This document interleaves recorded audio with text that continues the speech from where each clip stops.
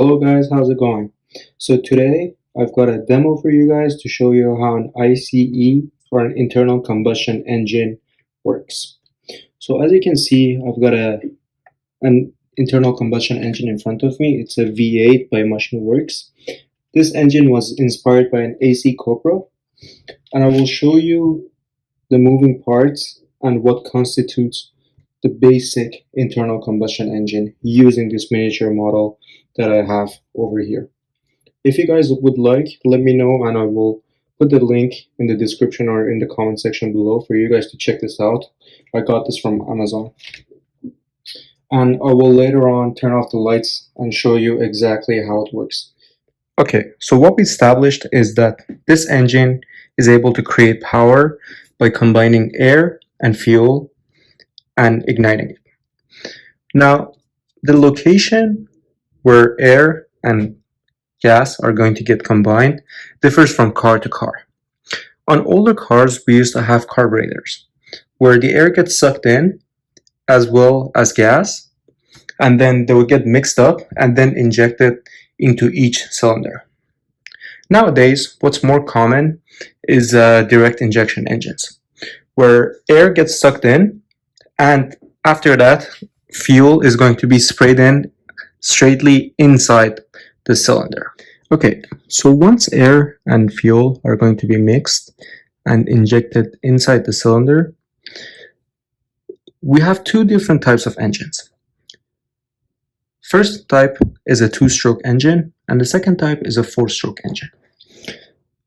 What we have in front of us is a four-stroke engine, and the four strokes are what we refer to in slang as suck, squeeze, bang, blow.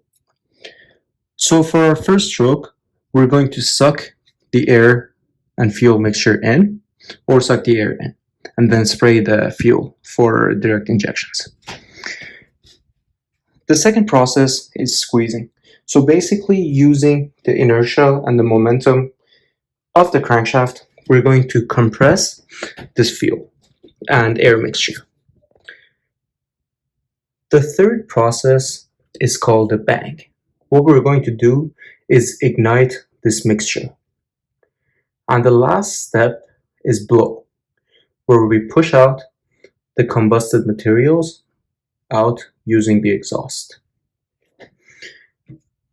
And so when air and fuel get inserted into the cylinder, what is going to happen is that we're going to compress it, and then once the piston is at its highest form, at its highest place, we call it the top dead center, we're going to ignite this mixture. And this is going to create an explosion, which is going to expand the gas and move the piston downwards. Now, as I said earlier, I'm going to show you exactly this movement. But what happens is when you create an explosion right here, it pushes the piston down, and the piston is connected here to a crankshaft, which spins the crankshaft. And that is how you move your car. Now, to do this process, we need a couple of tools. What these tools are, first of all, as you can see here, these are called rocker arms. What they do is that they rock back and forth. Now, to rock them back and forth, we need something called a camshaft, where the timing of this rocking can vary based on the shape of the camshaft and the speed at which the camshaft is revolving around itself.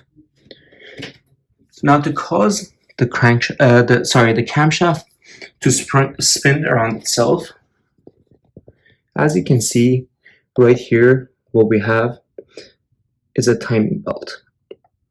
A timing belt connects our crankshaft to the camshaft so that basically everything can spin in sync.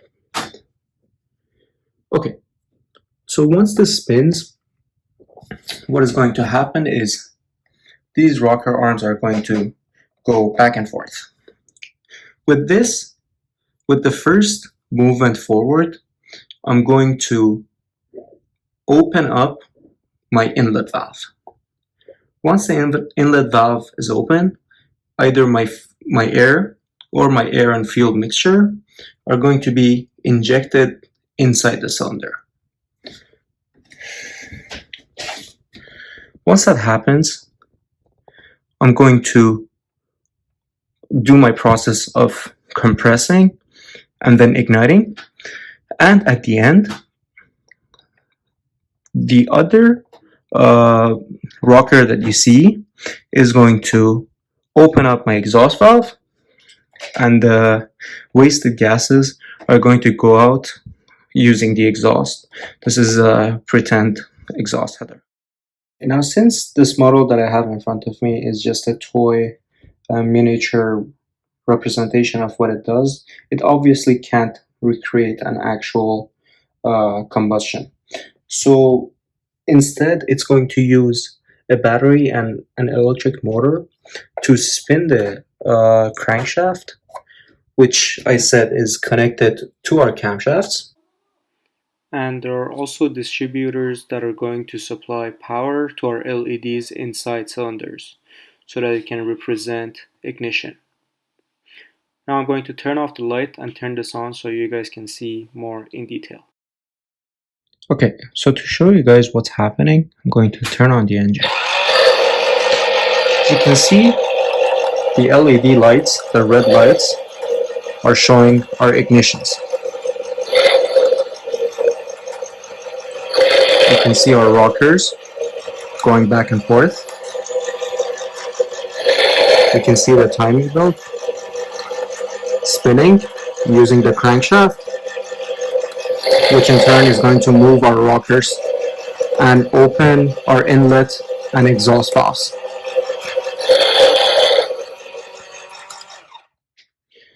Okay, so something worth noting for you guys is that if you pay attention, you're going to see what we call in the automotive industry as the firing order.